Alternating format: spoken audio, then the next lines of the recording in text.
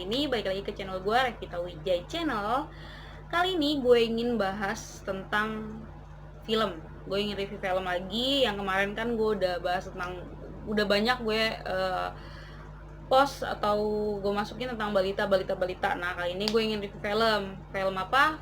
Film India sih, tapi tenang, Indianya nggak yang joget-joget ngiterin tiang terus guling-gulingan di taman, nyanyi-nyanyi, peluk-pelukan, enggak. Ini tuh kenapa gue bisa review, karena buat gue tuh apa ya, ini gue interest nih sama film ini. Interestnya apa? Di sini tuh sebenarnya ini film berat nih, tapi dia bisa nih kemasnya tuh seringan ini gitu. Banyak pelajaran yang bisa petik dia di film ini. Contohnya apa? Romansnya ada nih, film ini ada romansnya juga. Nah, unsur rohani atau kepercayaannya juga ada. Terus unsur humanity-nya ada juga. Nah, kalau balik lagi ke unsur rohani yang tadi gue bilang, balik lagi sih ke setiap orang gimana cara mandang film ini ya. Maksudnya di sini juga no hard feeling. Gue nggak mau kalian memaksakan, oh kalian harus satu paradigma nih sama gue, satu cara pikir nih kalau mandang film ini tuh keren. Nggak juga sih, gue cuma pengen review dan review film dan share ke kalian kalau gue ada referensi film yang buat gue ini apa ya, ini film pinter banget sih ini yang bikin sumpah. Film ini tuh dirilis di tahun 2014 yang disutradarai sama Raj Kumar Hirani. Film itu berdurasi 2 jam 24 menit nih. Nah, film ini tuh diperankan atau dibintangi oleh Aamir Khan dan Anushka Sharma. Aamir Khan tuh sebagai siapa sih?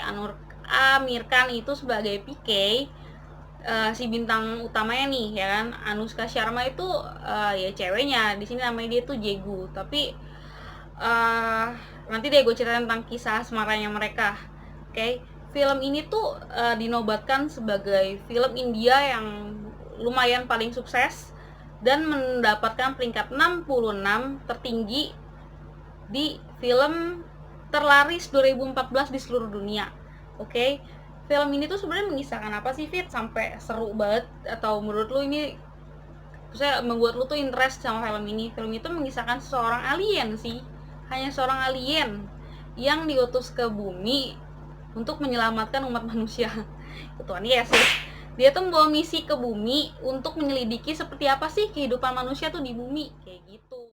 Setiap alien yang ditugaskan ke bumi ini, mereka tuh dikasih atau dibekali satu remote control. Jadi remote control tuh fungsinya untuk apa? Untuk semacam transporter. Jadi kayak buat ngasih sinyal ke kendaraan mereka, kendaraan luar angkasanya mereka deh.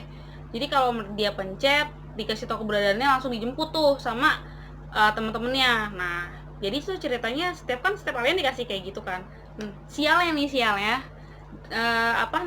si PK ini tuh remote-nya tuh dicuri nih sama orang ya kan. Nah, jadi kan dia nggak bisa pulang dong dan nggak bisa ngasih sinyal dong ke teman-temannya supaya nanti kalau dia udah selesai misinya dia pengen minta dijemput kan. Nah, hilang tuh ceritanya. Jadi tuh di sini tuh ngisahin dia lagi gimana dia dapetin lagi remote-nya. Sebenarnya kayak gitu sih intinya ceritanya, tentang gimana si PK dapetin remote-nya lagi karena remote-nya dicuri supaya dia bisa balik nih ke kandangnya ya kan. Nah, terus kenapa sih namanya PK? PK itu apa sih artinya? Nah, sebenarnya tuh kalau kalian nonton film ini kan ada alur ya sih, ada plotnya supaya kalian tuh tahu kenapa dia namanya PK. Jadi sebenarnya PK itu dalam bahasa India tuh artinya mabuk. Kok mabuk artinya? Nah, karena apa? Karena dia tuh kayak orang bingung nih teman-teman, soalnya kan dia nggak bisa bahasa manusia. Terus dia bingung, dia bugil kok orang-orang pakai baju gitu. Terus kayak dia nanya, dia banyak hal yang dia nggak ngerti. Jadi kayak orang ngerasa nih orang mabuk ya, kayak gitu sebenarnya. Nah, gimana sih cara dia bisa beradaptasi? Nanti gue ceritain lebih lagi. Nah, terus yang paling lucu sih gimana cara dia dapet baju.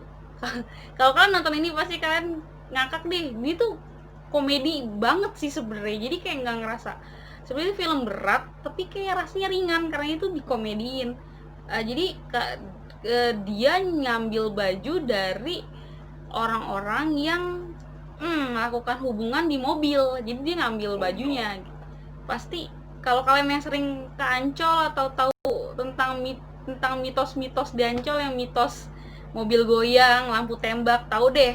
Nah, dia ngambil tuh apa namanya, baju di situ. Baju kan udah solving nih ya kan, dia udah sama kayak kita deh, sama-sama pakai baju kan, tadi dia bugil. Nah, masalah kedua buat si PK itu apa, yaitu dia nggak bisa bahasa manusia nih teman-teman. Jadi si alien ini gimana cara bisa menyerap kemampuan manusia, atau dia biar bisa berbahasa manusia, yaitu dia harus pegang tangan manusia lainnya tapi lama, ya kan.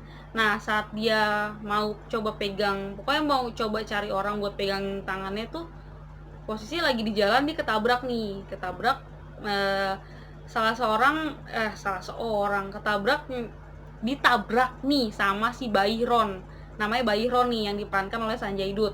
Nah, si Byron tuh pas habis nabrak si PK, dia pikir tadinya ternyata tuh si PK juga nggak bisa ngomong kan, nggak bisa bahasa manusia. Dia pikir, udahlah gue tinggalin aja ya gitu kan, dia nggak bisa ngomong juga, nggak bisa laporin gue juga kayak gitu, dia nggak tahu gue juga ya kan. Tapi pas dia mau tinggalin, dia kasihan soalnya si PK itu sendirian. Dia liat kayak, ini orang kayaknya nggak punya keluarga ya, sendirian bengong aja, nggak bisa ngomong gitu kan. Terus si Byron tuh mikir, apa dia nggak bisa ngomong gara-gara gue tabrak kayak gitu. Akhirnya si Byron kasihan sama si PK, diajaklah ke rumahnya. Biasa di film dia tuh kan kayak joget-joget, nari-nari, tapi pas dilihat sama si Byron, si PK kayaknya mau pegang tangan orang terus nih. Di otaknya si Byron tuh si PK cabul. Padahal bukan cabul, emang niatnya tuh dia pengen pegang tangan, cuman harus lama nih pegang tangan biar bisa bahasa manusia dan bisa ngomong, bisa komunikasi. Cuman kan si Byron nggak ngerti si PK kenapa pegang-pegang ya kan. Akhirnya si Byron mikir, nih orang kayaknya emang cabul deh, udah deh gue bawa aja ke tempat prostitusi. Dibawa nih si Byron ke tempat prostitusi. Dibawa, emang dasarnya niatnya bukan pengen ngapa-ngapain, nggak buat ngeskui. Disewain wanita itu, ya dia nggak ada apa-apain, cuman dipegang tangannya sampai pagi, dari jam 12 malam sampai subuh, cuman dipegang aja biar dia tuh bisa bahasa manusia. Udah, nggak tuh perempuan jadi juga bingung, kok gue cuman dipegang doang, nggak ada apain, tapi dibayar kan. Ya udah lah mbak lah ya, nggak apa-apa, cuma dibayar doang, nggak ada apain, disentuh tangannya doang, nggak rugi, menang banyak mbaknya. Nah, akhirnya tuh si PK itu bisa bahasa manusia deh. Nah, dari situ dia ceritain tuh ke si Byron kalau dia butuh remote-nya, dan remote-nya tuh hilang, dicuri orang. Setelah dia udah cerita sama si Byron tuh, iya nih remote gue dicuri nih gitu. Terus kata si Byron, oh kalau barang dicuri tuh biasanya tuh dijualnya ke New Delhi nih gitu. Dikasih, karena berkat informasi New Delhi, berkat informasi dari Byron, pergilah si PK ke New Delhi untuk cari remote-nya, ya kan. Mungkin di otaknya si PK tuh, New Delhi apa sih, segede apa sih. Iya, ternyata di sana tuh kayak Jakarta kali ya, kalau di Indonesia tuh rame juga kan. Nah, pas nyampe di New Delhi, dia tanya-tanya nih sama orang, ada yang tahu remote gue gak, ada yang tahu remote gue gak. Terus di sana tuh orang-orang tuh rata-rata karena bingung nih orang nanyain apa sih, ya udah dijawab aja asal, ini lo nanya aja ke Tuhan gitu. Tiap asal ketemu orang, coba aja nanya ke Tuhan. Ya si PK bingung dong, karena dia kan alien, dia nggak tahu Tuhan tuh apa. Pencarian si PK tentang Tuhan dimulai nih ya kan. Dimulai dari mana? Karena orang bilang, coba aja tanya Tuhan, coba aja tanya Tuhan. Nah, terus dia tanya dong, dia tanya ke kayak tukang-tukang apa sih, kayak jualan-jualan aksesoris agama gitu deh. Nah, kebetulan tuh dia di depan kuil nih kan. Kalau di India itu kan Hindu nih ya kan. Nah, terus dia ke toko itu deh. Nah, pas ditanya, saya mau kalau cari Tuhan gimana nih gitu kan. Oh nih ya, dikasih patungnya, emang dasar tukang patung-patung gitu, tukang aksesoris kayak gitu, dikasih patung ya kan. Nah, terus dia beli itu patung yang kecil tuh, patung kecil. Nah, terus dia coba tuh minta dong, dia bawa patung, terus kayak, Tuhan kasih gue makan kayak gitu. Dia dapat makanan. Dia pikir tuh kan kayak, oh wah it's work gitu, wah di patung nih kecil-kecil bekerja nih, gue minta makan dikasih makan ya kan. Padahal tuh kagak. Kalau lu nonton filmnya itu tuh, dia pas lagi minta makan emang ada ibu-ibu nih yang ngasih makanan nih ke orang-orang, emang kebetulan aja kayak gitu. Nah, terus dia pikir, wah doa gue terjawab nih. Pas dia minta remote, dia minta lagi nih ke patung, kayak Tuhan minta remote gue balik gitu kan, tapi gak ada jawaban apa-apa. Nah dia pikir, wah baterainya habis nih gitu kan, dia balik nih ke tokonya, gimana sih lu baru kok baterainya habis, gue tadi minta makan dikasih tapi kok gue minta lagi nggak dikasih gitu. Enggak kok, iya tapi tadi gue minta makan dikasih, tapi gue minta remote sekarang nggak dikasih.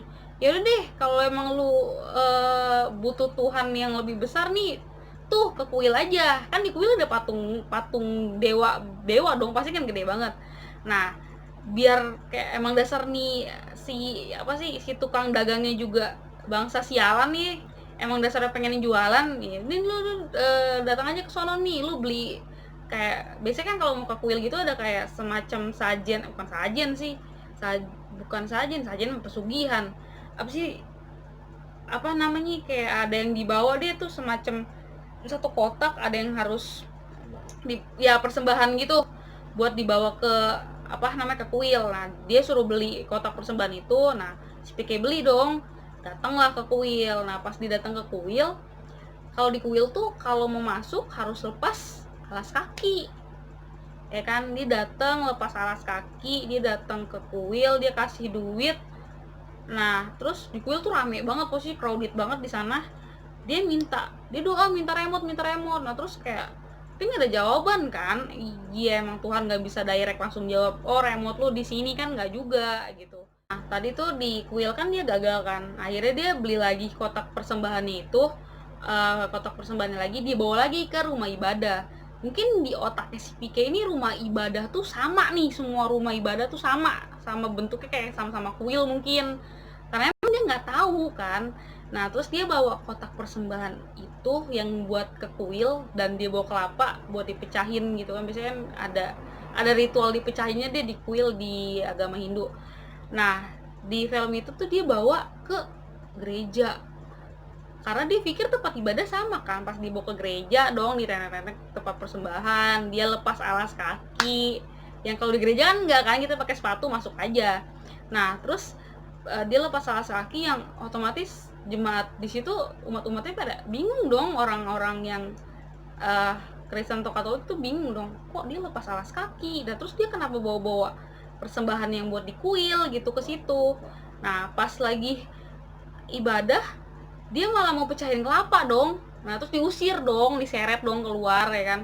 Lu maksudnya nih orang kenapa nih, gila kali ya, mungkin dipikir orang-orang yang di gereja tuh kayak gitu. Nah terus pas lagi dia diseret keluar, dia ngeliat nih Pak, kan itu lagi mau perjamuan kudus kan. Mungkin kalau yang Katolik tahu nih perjamuan kudus, atau yang Kristen tahulah perjamuan kudus. Itu kan pasti dikasih kayak anggur-anggur gitu dong, minuman anggur. Nah pas lagi seret keluar, di luar dia nanya itu apa gitu, oh itu anggur. Nah di otaknya si PK, oh Tuhan suka anggur nih, oke gue akan bawain anggur yang banyak deh gitu, banyak, maksudnya gue akan bawain anggur lagi nih, Tuhan suka anggur, gue akan bawain anggur biar Tuhan bisa jawab nih remote gue di mana. Nah dia bawa anggur, dia beli nih, dia ngumpulin duit, kerja kayak semir-semir sepatu gitulah, gue nggak ngerti, di serabutan gitu kerjanya dia akhirnya beli anggur, dibawa ke ke rumah ibadah lagi. Tapi dia bawanya tuh ke masjid, boro-boro udah masuk nih kan. Kalau di gereja dia udah masuk tuh, di kuil dia udah masuk. Kalau ke masjid, di areanya aja dia nenteng anggur, orang-orang udah ngeliatin dong, nih orang mau ngapain bawa anggur ke masjid. Ya udah dikejar-kejar lah sama sama orang-orang yang yang ada di situ, dikejar, dikira nih orang ngapain lah, gila lah atau apa gitu, kayak gitu. Karena nah dari situ dia mungkin baru paham ya, oh di sini tuh banyak rumah ibadah, tiap orang kepercayaannya beda-beda nih. Nah ceritanya pas dia diusir, dia dikejar-kejar, dia lari, dia masuk ke bis. ini lucu banget. Pas masuk ke bis, apa namanya, ada cewek pakai baju putih, ya kan. Nah terus dia kayak mau ngajak ngomong, terus apa namanya, diomelin dong sama bapak-bapak, kayak dibilangnya tuh, lu ngapain godain janda gitu. Soalnya rupanya kalau di India, kalau pakai baju putih tuh kayak baju sari tapi putih, itu tuh tandanya dia berkabung, suami baru meninggal dan dia janda gitu kan. Nah terus diturunin tuh dari bis karena wah gila nih orang, kayak mabuk kali ini orang nih ya. Terus diturunin dari bis, terus turun dari bis, konyolnya dia ngeliat pengantin dong gas. Dia ngeliat pengantin, wah di otaknya si Pike tuh, wah baju putih nih, oh dia janda. Aduh duh, disamperin dong pengantinnya. Suami lu meninggal ya kata dia gitu. Pengantinnya kebetulan tuh pengantin cewek nih, pengantin cowoknya belum ada ya kan. Terus dia dan tuh pengantin lagi sama bridesmaidnya nih, terus pada syok dong, ah laki gue meninggal gitu kan. Iya, ibarat nih kayak gue mau merit, terus udah pakai baju putih, tiba-tiba dapat kabar laki gue meninggal, ya gue syok dong. Terus iya kan katanya kalau pakai baju putih tandanya janda. Oh dipukulin dong langsung nih sama tuh pengantin lain. Kalau pakai baju putih tuh, kalau pakai baju hitam baru berkabung katanya gitu. Baru janda. Kalau pakai baju putih ini gue mau merit katanya gitu kan. Nah terus habis dipukulin dia pergi tuh. Pas pergi dia ngeliat dong ada cewek pada pakai cadar, baju hitam semua, cadaran gitu, bertiga-tiga nih kayak ibu gitu lah, jalan bertiga dan pakai baju hitam. Nah terus kayak oh berarti tuh dia yang berkabung tuh, di janda tuh. Disamperin dong nih sama si PK janda. Kak lu, terus langsung di frontalin gitu, lu janda ya kayak gitu. Kalian janda ya gitu. Terus datang dong laki di belakang, rupanya tuh gue gak ngerti kenapa nih sutradara dapat cerita ini. Datang laki di belakang cewek-cewek itu, gue suaminya gitu.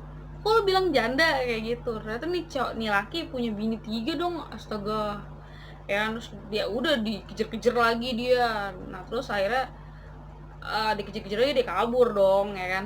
Di situ dia bingung, kayak ternyata di bumi itu membingungkan ya. Ada banyak agama, ada banyak aturan di tiap tempat, tiap aturannya beda, tiap tempat agama aturan, tiap rumah ibadah aturannya beda, tiap kepercayaan ini aturannya beda, tiap agama punya kepala pemuka agamanya sendiri-sendiri, punya Tuhannya masing-masing, mereka menyebut Tuhan yang juga beda-beda kayak gitu. Nah dari situ dia baru paham ternyata secomplicated ini ya bumi itu. Setelah si Pike melewati semua cobaan yang tadi gue ceritain itu, nah di situ dia coba deh kayak kan balik ke poin yang awal kan. Dia ingin cari remote itu. Gimana cari remote itu adalah ngomong sama Tuhan ya kan, atau bisa komunikasi sama Tuhan supaya Tuhan kasih tahu dia remote-nya di mana. Itu kan intinya. Nah, dia cara komunikasi sama Tuhan adalah dia belajar agamanya dong. Maksudnya si PK itu akhirnya ekstrim sih, maksudnya karena dia bingung, dia mempelajari semua agama dong teman-teman. Jadi kayak Hindu dia pelajarin, dia datang, dia ikutin gimana cara sembayangnya, pokoknya gimana cara beribadahnya. Datang ke gereja juga, sampai dia dibaptis juga, dia ngikutin gimana cara ibadahnya juga. Dia juga mempelajari Islam, dia ikut sholat 5 waktu. Dia ikut sembayang juga, dia ikut sholat Jumat juga, dia pokoknya ikut gimana cara ibadahnya deh. Nah terus kayak agama yang ada di India dia juga ikutin, sampai ada yang ekstrim nyiksa diri gitu, sampai kayak pakai pisau tuh apa sih yang kalau di Kalimantan ada tuh yang lotung ya, yang pokoknya nyiksa badan lu deh, pokoknya sampai berdarah-darah kayak gitu. Terus ada yang sampai guling-gulingan, gue nggak ngerti itu. Mungkin misalnya emang bukan nggak ngerti, di film itu emang ada ritual keagamaan yang seperti itu, gimana cara beribadah yang kayak gitu kan. Dia sampai ngikutin kayak gitu teman-teman. Pokoknya dia ngikutin semuanya sampai dia ngerasa, kok gue udah ngikutin semuanya nih, tapi kok Tuhan nggak kasih tahu gue di mana remote-nya. Terus Tuhan yang mana nih yang bisa kasih tahu gue. Dia tuh kayak kayak bingung gitu. Kayak kalau gue tanya ke manusia bilangnya ngomong sama Tuhan, gue udah cari Tuhannya tapi banyak banget, agamanya banyak banget, sebutan Tuhannya banyak banget, cara ritual agamanya, doanya juga beda-beda. Gue udah ikutin semua tapi gue belum dapet jawaban. Ini gue harus apa jadinya. Dia tuh kayak bener-bener bingung gitu loh. Ya mungkin kalau gue di posisi dia juga bingung. Jegu, siapa tuh Jegu? Nah si Jegu tuh adalah seorang cewek.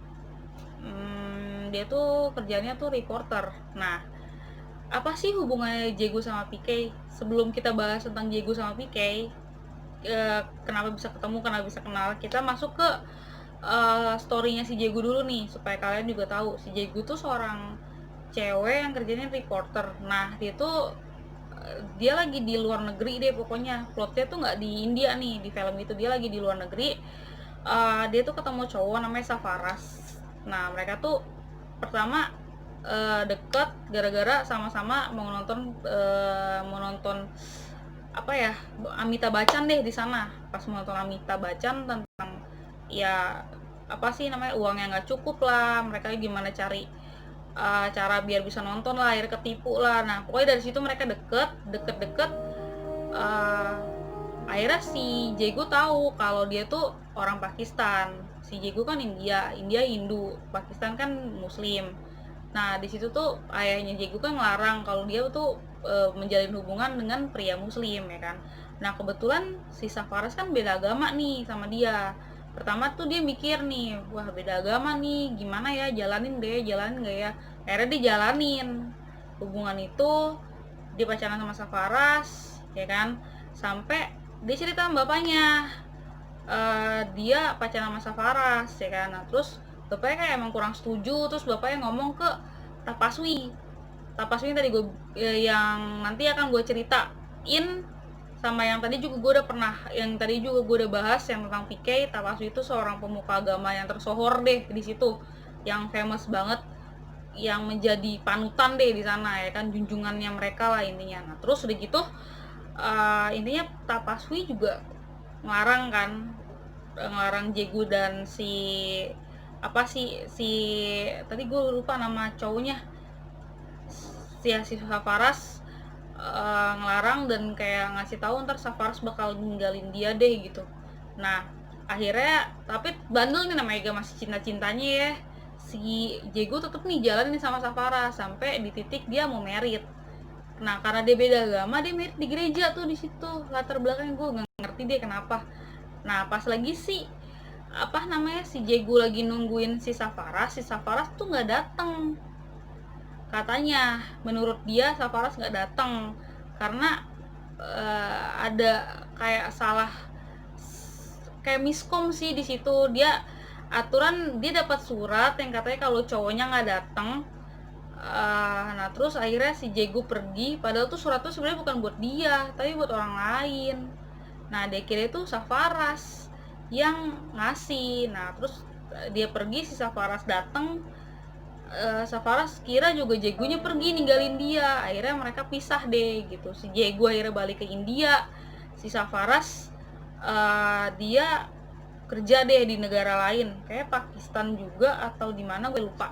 Pakistan juga deh tuh ceritanya. Nah terus pas di India ketemulah Jegu sama si PK. Ketemunya gimana ceritanya?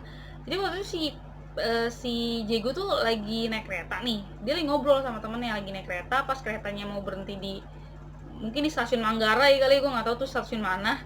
Nah dia ngeliat nih ada cowok catching banget kan, penampilannya tuh mencolok banget, pakai helm kuning, kalung banyak banget. Si PK itu jadi pakai kalung dari berbagai macam agama yang dia anut tuh ceritanya, yang dia pelajarin. Dia pakai kalungnya tuh, sama dia lagi terus dia lagi pegang kertas yang buat dia selebarin tuh, kertas yang isinya dia mencari Tuhan ya kan. Dia masuk tuh ke gerbong keretanya si Jegu ya kan. Si Jegu kayak emang udah interest dari awal nih orang, kayak catching nih, kayak kenapa ya gitu, dia tertarik nih sama si PK. Nah dari situ tuh dia ngikutin si PK terus kegiatan si PK nggak sadar kalau si Jegu tuh ngikutin dia. Pas sampai di titik si PK itu si PK ke kuil, dia ngambil uang di kotak amal. Si Jegu ngeliatin lah, kok nih orang ngambil uang di kotak amal gitu kan. Akhirnya ini scenes yang lucu sih di situ, pas si PK ngambil duit ketahuan kan. Nah caranya biar si PK terlepas dari dipukulin, ditempelin dong tempel-tempelan apa sih yang gambar-gambar dewa-dewa gitu. Jadi kan orang nggak berani mukulin dia dong ya kan. Pokoknya dia dituduh mukulin. Akhirnya si Jegu nolongin deh. Pokoknya di sini tuh gue percepat aja, dia ditolongin Jegu. Akhirnya pokoknya intinya keluar dari masalah itu. Nah terus si PK bilang gimana cara dia bertahan hidup. Dia tuh katanya enakan di penjara, dia di penjara tuh dia bisa tinggal sama makan gratis. Nah terus si Jegu bingung, gimana caranya, dia kencing dong deket polisi di tembok gitu. Akhirnya dia tangkep dong, dia ngasih lihat nih ke si Jegu cara dia hidup gitu kan. Akhirnya si Jegu ngikutin dia dong ke penjara, ngikutin ke kantor polisi. Terus kan dia di penjara kan. Nah terus si PK dimasukin sel, si Jegunya bayar ke polisi, gue pengen wawancara ini orang gitu kan, karena dia emang reporter kan. Nah disitulah PK ceritain storynya dia, dari dia datang, dia ngapain, dia ngikutin semua ajaran agama yang ada, bla bla bla. Di sel itu dia cerita tuh, di situ yang tadi gue ceritain di awal, dia ceritain di Jegu. Jadi tuh dia kayak dia cerita deh tentang perjalanan hidupnya sampai dia di ketemu Jegu, sampai dia juga cerita, gue tahu nih sebenarnya remote gue ada di mana. Dia cerita remote itu di Tapaswi. Nah cuman dia bingung gimana cara ngambil remote-nya. Ini cerita nih ke si Jegu tentang Tapaswi. Nah terus kan emang dasarnya Jegu juga tahu Tapaswi, yang emang ternyata bapaknya Jegu tuh kayak penasehat spiritualnya tuh si Tapaswi, sampai pokoknya ada kekerabatan gitu deh. Ada story juga kayak si Jegu tuh masih kecilnya kayak walinya atau apanya gitu tuh si Tapaswi gitu kan intinya. Oh yang ngasih nama Jegu tuh Tapaswi, gue baru inget. Nah terus posisi akhirnya si PK itu diketemuin nih sama si Jegu ke si Tapaswi. Waktu itu posisi si Tapaswi tuh kayak lagi memberikan pencerahan nih, ceritanya dia lagi khotbah deh intinya. Pas lagi khotbah ada bapak-bapak nih nanya apa gitu ya kan, terus si Tapaswi nyuruh dia kemana gitu kan. Terus jadi si Tapaswi itu model-modelan nih gini, dia sosokan acting nih, dia bisa ngomong nih, berkomunikasi sama Tuhan kayak kayak di komunikasi dia kayak sosonannya Tuhan nih, dia gini-gini. Terus tuh dia diem, terus Tuhan bilang, terus dia oh ya oke Tuhan bilang nih sama saya katanya kamu harus kesini kayak gitu. Padahal itu sebenarnya itu fake. Siapa sih yang bisa ngomong sama Tuhan? Ya mungkin nabi-nabi yang ada di Alkitab, di Al-Quran kali ya, yang dulu-dulu tuh bisa ngomong. Sekarang tuh banyak nabi-nabi palsu yang ngaku-ngaku bisa ngomong sama Tuhan, bisa bla bla bla gitu. Aduh, tapi ini no hard feeling. Mungkin kalau emang ada yang bisa ya udahlah ya. Mungkin ini menurut sepengetahuan keimanan gue yang cetek banget aja nih, buat gue tuh kayak buat ngomong sama Tuhan tuh maha banget loh. Gimana sih lu bisa ngomong sebebas itu, kan susah buat gue tuh, nggak masuk ke penalaran gue gitu kan. Nah terus ya udah ditentang lah sama si PK, kayak ini bisa jadi ini salah kayak gitu kan. Soalnya kalau emang Tuhan sayang sama lu, Tuhan langsung ngomong aja sama lu, kenapa harus lewat dia gitu gitulah intinya. Pokoknya ditentang. Terus akhirnya ya udah, Tapaswi kan udah terlalu besar ya, namanya banyak orang tuh udah terlanjur trust banget deh sama dia, dan PK itu siapa sih, nggak percaya sama dia gitu. Jadi kayak dianggap sebelah mata lah si PK itu. Akhirnya diseret tuh keluar gitu, tapi PK tidak menyerah, dan Jegu tuh juga nggak nyerah ya kan. Sampailah mereka bikin taktik nih gitu, kayak bikin trik, datengin lagi si Tapaswi, datengin pas lagi acara kayak khotbah kayak gitu juga sama. Nah ini unik banget si siapa sih PK itu bawa 5 orang deh kalau nggak salah. Jadi tuh ada orang dengan berbagai, misalnya ada yang kayak pakai baju pastur, ada yang pakai baju muslim kayak gitulah, ada yang dengan agama beda-beda deh ya. 5 orang dengan beda model pakaian agamanya gitu kan. Nah terus suruh si Tapaswi tebak dong, coba menurut lo nih orang agamanya apa. Tapi buat si Tapaswi, anjir ini easy sekali, ada yang lebih sulit dari ini gitu kan. Seakan-akan kayak gitu, ya ketahu lah gue ini pasti kalau ini pasti pastor, dia tuh pasti pro Kristen gitu, Kristiani gitu kan. Kalau ini pasti dia Muslim gitu, ini pasti dia Hindu gitu. Terus kata si PK, oh berarti lu ngelihat sisi keagamaan orang tuh tergantung dari apa yang dia pakai, dari apa yang dia kenakan, dari gimana penampilannya. Berarti orang hanya, jadi gini, poinnya adalah orang kebanyakan, jadi kayak gambaran orang kebanyakan tuh kayak si model si Tapaswi, ngelihat orang beragama tuh dari apa yang dia pakai, dari gimana dia dari penampilannya gitu. Kayak bisa kalau Hindu tuh kayak gini, kalau misalnya Kristen kayak gini, dia cuman dari by penampilan aja kayak gitu. Enggak, ternyata coba ya, pas ditanya pastor lo agamanya apa, oh gue dia ternyata Hindu. Terus ditanya orang Hindu, oh dia ternyata Muslim gitu lah. Kok bisa?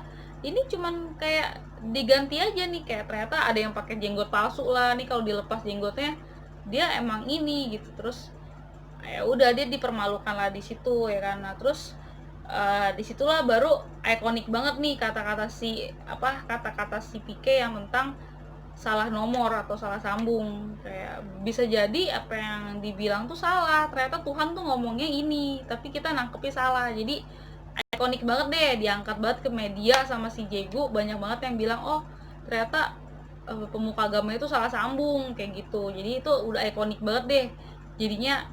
Pokoknya jadi hype banget berita tentang salah sambung itu. Si Pike tuh dapat kabar baik nih ceritanya, dapat kabar baik dari si Byron kalau si Byron tuh nemuin pencuri yang bisa jadi saksi kalau emang si pencuri itu jual remote control itu ke si Tapaswi. Cuman naas banget nih, pas si Pike lagi nungguin dia di stasiun, si Byron udah turun nih sama pencurinya, udah hey Pike gitu nih, gue di sini gitu kan. Terus kebom dong, dia mati, meninggal ding, kasian banget ya.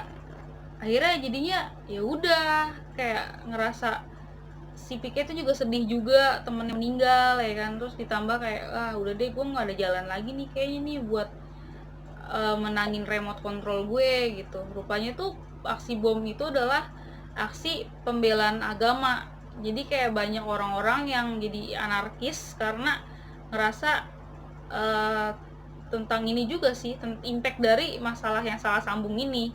Jadi kayak banyak orang yang membela Tuhannya karena gila lu ya pada bilang Tuhan tuh salah sambung kayak gitu, bilang kayak gini. Jadi kayak ngerasa lebih kayak ke penistaan agama mereka sih, mereka kayak membela Tuhan gitu kan. Jadi kayak membela agama mereka kalau enggak, pemuka agama tuh nggak salah kayak gitu, ini nggak ada salah sambung kayak gini, kayak seperti itulah jadinya.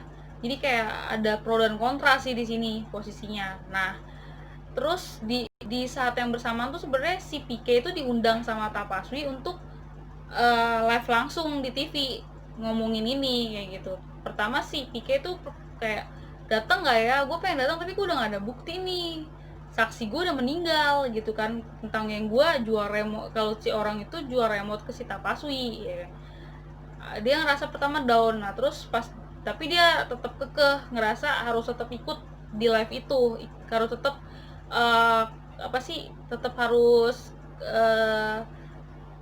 ngobrol, mesti duduk bareng sama si Tapaswi, karena dia nggak mau usaha temennya tuh yang dari kampung nih ceritanya datang ke New Delhi sia-sia nih buat bantuin dia kan, padahal tapi dia harus meninggal karena mau bantuin dia dan dia nggak ikut, dia nggak mencoba untuk usaha. Kayak ngerasa aduh kasihan nih teman gue sia-sia, gue nggak mau kayak gini juga gitu loh. Akhirnya tetaplah dia ikut, duduk bareng nih ceritanya, debat sama si Tapaswi itu.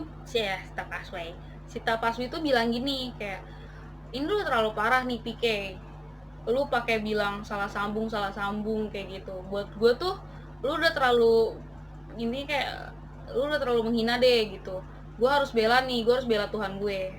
Nah di sini poinnya, gue ngerasa sih di sinilah di sini inti filmnya, di sini jawabannya, di sini yang terkagum-kagumnya gue deh akan film ini. Pas si PK bilang kayak gini, pertama-tama gue pengen bilang ini yang ada di film, dan jangan jadi kayak gimana ke gue gitu. Maksudnya buat emang yang nggak suka sama gue review kayak gini dengan perkataan gue atau penilaian gue tentang film ini, ya udah nggak apa, kalian nggak usah like, kalian nggak usah, kalau emang yang udah subscribe terus nonton film ini jadi nggak suka ya unsubscribe, ya nggak masalah gitu. Cuma bagi gue di sini kita bebas dong mengutarakan apapun gitu kan, dan ini penilaian gue tentang film ini gitu. Nah di sini si PK itu bilang gini, teman-teman, dia bilang Tuhan tuh, tunggu, kalau lu bilang lu bela Tuhan, gini deh, ini bahasa gue ya, kalian bisa nonton sendiri di filmnya deh, film itu bagus banget. Jadi dia bilang kayak gini, Tuhan tuh yang menciptakan kita semua, alam semesta Tuhan yang ciptain kan, berarti dalam kategori dalam hitungan termasuk dia dong kan, dia alien, termasuk Tuhan juga dong yang ciptain. Terus Tuhan tuh menciptakan semuanya, lu tuh cuma manusia kecil. Gimana cara lu bisa bela Tuhan? Tuhan tuh bisa bela dirinya sendiri, lu nggak perlu bela Tuhan, kayak gitu loh. Terus dia juga di sini jelasin, di sini tuh ada dua macam Tuhan. Pada bingung dong, dua macam, gila, apa tuh ya kan? Maksudnya tuh dua macam Tuhan tuh mati. Tuhan yang menciptakan kita nih semua alam semesta ini, termasuk gue, lu, dia, dan sebagainya gitu, tumbuhan segala macam ada di muka bumi ini, yang ada di alam semesta Tuhan yang ciptain, dan Tuhan yang manusia ciptakan. Jadi ada Tuhan yang menciptakan manusia dan Tuhan diciptakan oleh manusia. Tuhan yang diciptakan oleh manusia adalah yaitu Sita Paswi, ya agama-agama yang kita anut, pemuka agama, ajaran-ajarannya itu semuanya adalah manusia sih sebenarnya yang menciptakan. Jadi kayak buat gue tuh kayak ada dua tipe. Kadang tuh manusia lupa akan Tuhan yang menciptakan mereka gitu. Kita bikin terlalu banyak kepelikan gitu loh, menciptakan Tuhan sendiri, kayak menciptakan Sita Paswi yang sebenarnya tuh dia tuh ya hanya sosok manusia munafik sih buat gue ya, yang dia fake bilang bisa ngomong sama Tuhan, dia menjudge orang ya kan, dia merusak kayak yang merusak hubungan si apa sih Safara sama si Jegu ya dia juga. Karena apa? Karena kayak egoisan. Buat gue egoisnya adalah dia ngerasa agama dia yang paling benar, kayak lu ini nggak boleh sama orang ini gitu. Kayak buat gue itu egois sih. Maksud gue kita lihat si humanity sih, mereka sama-sama manusia nih, balik lagi.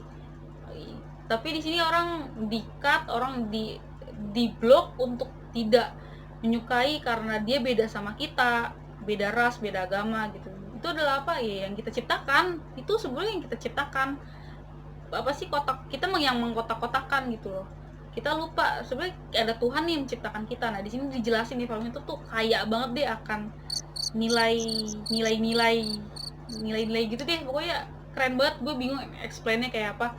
Nah si Pike tuh bilang kayak gitu. Nah terus di sini gue mau ceritain singkatnya kenapa si Pike bisa dapet remote itu.